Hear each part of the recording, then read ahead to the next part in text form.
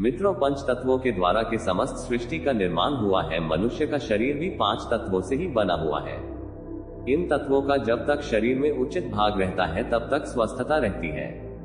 जब कमी आने लगती है तो शरीर निर्बल, निस्तेज, आलसी, अशक्त तथा रोगी रहने लगता है। स्वास्थ्य को बनाए रखने के लिए यह आवश्यक है कि तत्वों को उचित मात्रा में शरीर में रखने का हम निरंतर प्रयत्न करते रहें और जो कमी आवे उसे पूरा करते रहें। इस वीडियो में हम आपको ऐसे अभ्यास बताएंगे जिनको करते रहने से शरीर में तत्वों की कमी हो जाती है उसकी पूर्ति हो जाएगी। इस अभ्यास के माध्यम से व्यक्ति के प्राण ऊर्जा में बढ़ोतरी होती है। साधक दीर्घ जीवन प्राप्त कर सकता है। इस साधना को करने से व्यक्ति का शरीर अद्भुत दैवीय शक्तियों से परिपूर्ण हो जाता है। पहला, पृथ्वी तत्व। पृथ्वी तत्व में विषयों को खींचने की अद्भुत शक्ति है। पृथ्वी तत्व जहर को अपने अंदर सोख लेता है। मिट्टी की टिकिया बांधकर खोदे तथा अन्य अनेक रोग दूर किए जा सकते हैं। पृथ्वी में से एक प्रकार की गैस हर समय निकलती रहती है। इसको शरीर में आकर्षित करना बहुत लाभदायक है। इसके लिए प्रतिदिन प्रातः काल नंगे पैर टहलने से पैर और पृथ्वी का संयोग होता है। उससे पैरों के द्वारा शरीर के विष खींचकर जमीन में चले जाते हैं और ब्राह्म मुहूर्त में जो अनेक आश्चर्यजनक गुणों से युक्त वायु पृथ्वी में से निकलती है उसको शरीर सोख लेता है। प्रातः काल के सिवाय ये लाभ और किसी समय में प्राप्त नहीं हो सकता। अन्य समयों में तो पृथ्वी से हानिकारक वायु भी निकलती है। प्रातः काल नंगे पैर टहलने के लिए कोई स्वच्छ जगह तलाश करनी चाहिए। हरी घास भी वहां हो तो और भी अच्छा। घास के ऊपर जमी हुई नमी पैरों को ठंडा करती है, वह ठंडक मस्तिष्क तक पहुंचती है। साथ ही यह भावना करते चलना चाहिए कि पृथ्वी की जीवनी शक्ति को मैं पैरों द्वारा खींचकर अपने शरीर में भर रहा हूं और मेरे शरीर के विषयों को पृथ्वी खींचकर मुझे निर्मल बना रही है। यह भावना जितनी ही बलवती होगी उतना ही लाभ अधिक होगा। हफ्ते में 1-2 बार स्वच्छ भूरी पीली मिट्टी या शुद्ध बालू लेकर उसे पानी से गीला करके शरीर पर साबुन की तरह मिलना चाहिए। कुछ देर तक उस मिट्टी को शरीर पर लगा रहने देना चाहिए और बाद में स्वच्छ पानी से स्नान करके मिट्टी को पूरी तरह से छुड़ा देना चाहिए। इस मिट्टी का स्नान से शरीर के भीतरी और जर्मनी के मिशा खींच जाते हैं और त्वचा कोमल एवं चमकदार बन जाती है। दूसरा, जल तत्व। मुरझाई हुई चीजें जल के द्वारा हरी हो जाती हैं। जल में बहुत बड़ी सजीवता है। पौधों में पानी देकर हरा भरा रखा जाता है। इसी प्रकार शरीर को स्नान के द्वारा सजीव रखा जाता है। जल ही जीवन का स्रोत है, इसके बिना जीवन संभव नहीं है। शरीर का मैल साफ करना ही स्नान का उद्देश्य नहीं है, अपितु जल में मिली हुई विद्युत शक्ति, ऑक्सीजन, नाइट्रोजन आदि अमूल्य तत्वों द्वारा शरीर को सीखना भी है। इसलिए ताजे स्वच्छ सहित दाब के जल से स्नान करना कभी न भूलना चाहिए। यहाँ स्नान ब्रह्म मुहूर्त में करना चाहिए। इसी स्नान को देव स्नान कहा गया है। मध्याह्न के बाद का स्नान लाभदायक नहीं होता, लेकिन गर्मी के दिनों संध्या को भी स्नान किया जा सकता है। प्रातः काल सोकर उठते ही वरुण देवता की उपासना करने का एक तरीका यह है कि कुल्ला करने के बाद स्वच्छ जल गिलास किया जाए। इसके बाद कुछ देर चारपाई और इधर उधर करवटें बदलने चाहिए। इसके बाद शौच जाना चाहिए। इस उपासना का वरदान तुरंत मिलता है। खोलकर शौच होता है और पेट साफ हो जाता है। ये पान वरुण देवता की प्रत्यक्ष आराधना है। जब भी आपको पानी पीने की आवश्यकता पड़े, दूध की तरह घूट घूट कर पानी की, चाहे कैसी ही प्यास लग रही हो, एकदम गता पर न पिए। हर एक घूंट के साथ यह भावना करते जाना चाहिए कि इस अमृत तुल्य जल में जो मधुरता और शक्ति भरी हुई है उसे मैं खींच रहा हूँ। इस भावना के साथ दिया हुआ पानी दूध के समान गुणकारक होता है।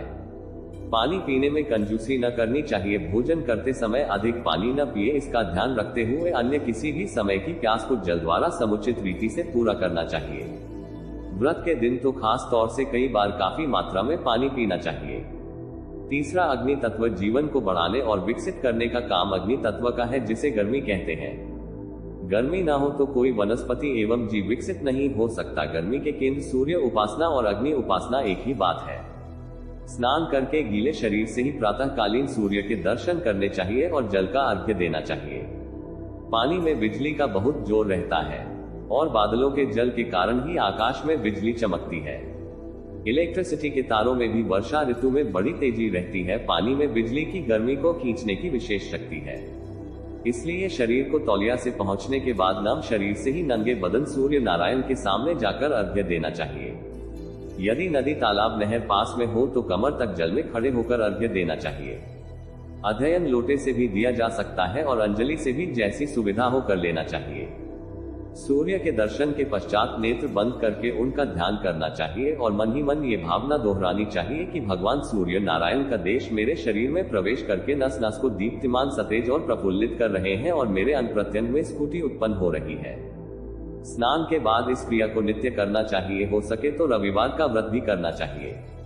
यदि पूरा व्रत न हो सके तो एक समय बिना नमक का भोजन करने से भी सूर्य का व्रत माना जा सकता है।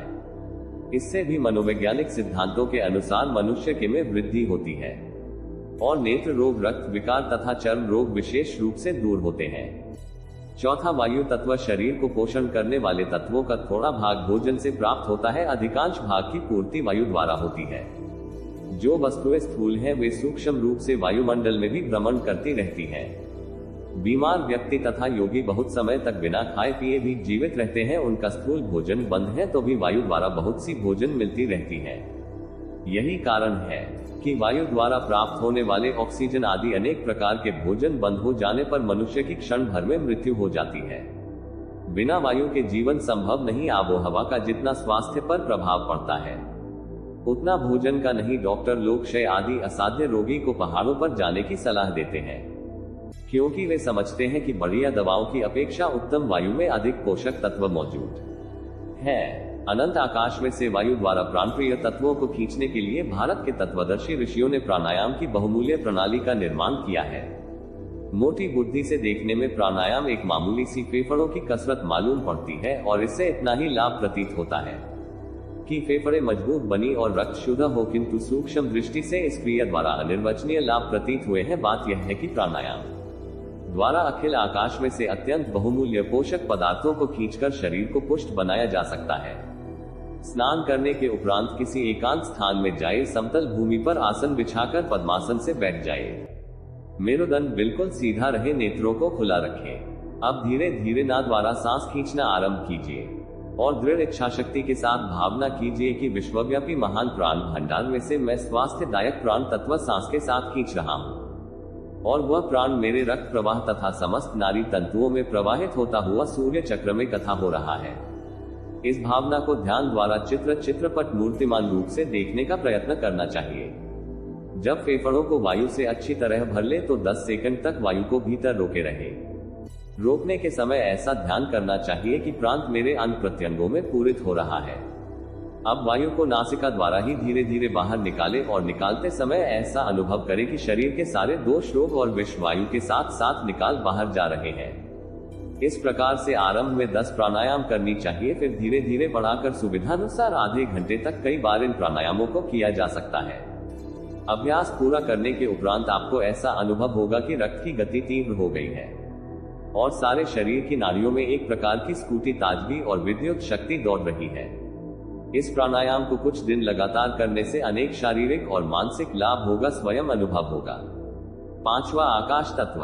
आकाश का अर्थ शून्य या पोल समझा जाता है और यह शून्य या कोई खाली स्थान नहीं है।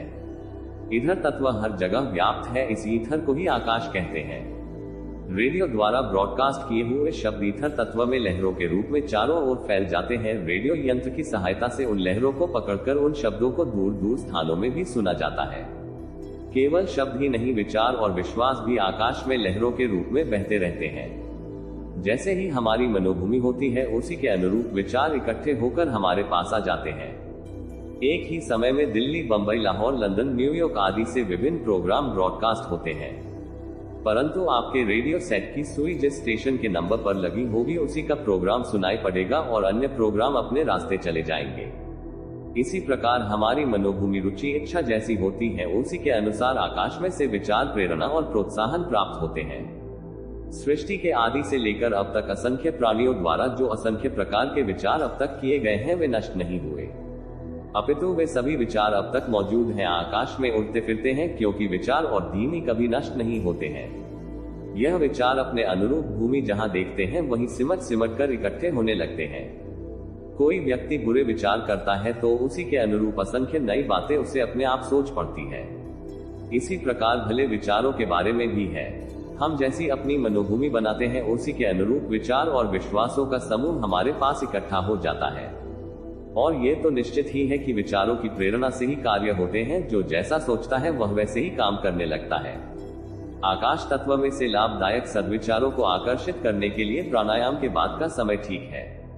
एकांत स्थान में किसी नर्म बिछाने पर चित होकर लेट जाएं या आराम से कुर्सी पर पड़े रहे, अथवा मसंद या दीवार का सहारा लेकर शरीर को बिल्कुल ढीला कर दे। नेत्रों को बंद करके अपने चारों ओर नीले आकाश का ध्यान करें। नीले रंग का ध्यान करना मन को शांति प्रदान करता है। जब नीले रंग का ध्यान ठीक हो जाए तब ऐसी भावना करनी चाहिए कि निखिलने आकाश में फैले हुए सद्विचार विश्वास सब प्रभाव चारों ओर से एकत्रित होकर मेरे शरीर में विद्युत की भांति प्रवेश कर रही है और उनके प्रभाव से मेरा करण दया प्रेम परोपकार कर्तव्य परायणता सेवा सदाचार शांति विनय गंभीरता प्रसन्नता उत्साह साहस दृढ़ता विवेक आदि सद्गुणों से भर रहा है। यह भावना खूब मजबूती और दिलचस्पी के साथ मनोयोग तथा श्रद्धापूर्वक होनी चाहिए। जितनी ही एकाग्रता और श्रद्धालु भी उतना ही इससे लाभ होगा। आकाश तत्व की इस साधना के फलस्वरूप अनेक सिद्ध महात्मा सत्पुरुष अवतार तथा देवताओं की शक्तियां आकर व्यक्ति के ऊपर अपना प्रभाव डालती हैं और मानसिक दुर्गुणों को दूर करके श्रेष्ठतम सद्भावनाओं का बीज जमाती हैं। सद्भावों के कारण ही ये लोग और परलोक आनंदमय बनता है। ये तथ्य बिल्कुल निश्चित और स्वयं सिद्ध है। ये 5 तत्वों की साधनाएं देखने में छोटी और सरल है तो भी इनका लाभ अत्यंत विशाल है। नित्य 5 तत्वों का जो साधन कर सकते हैं वे इन सबको करें। जो 5 को एक साथ न कर सकते हैं तो वे 1-1, 2-2 करके करें। कौन सा साधन पहले कौन सा पीछे ये भी अपनी अपनी सुविधा के ऊपर निर्भर है। जिन्हें प्रतिदिन करने की सुविधा न हो वे सप्ताह में 1-2 दिन के लिए भी अपना कार्यक्रम निश्चित रूप से चलाने का प्रयत्न करें। रविवार के व्रत के दिन भी इन 5 साधनों को पूरा करते रहे तो भी बहुत लाभ होगा। नित्य प्रति नियमित रूप से अभ्यास करने वालों को शारीरिक और मानसिक लाभ इससे बहुत अधिक होता है। भारत के सबसे स्वच्छ शहर इंदौर में प्लॉट और घर लेने के लिए हमसे कांटेक्ट करें 9555924883। दिए गए मोबाइल नंबर पर कॉल करें। अधिक सोचिए मत कॉल करिए और ऑनलाइन ही अपना प्लॉट बुक कीजिए और अपने फ्यूचर को ब्राइट बनाएं। और चैनल पर नए हो तो सब्सक्राइब जरूर करें। धन्यवाद।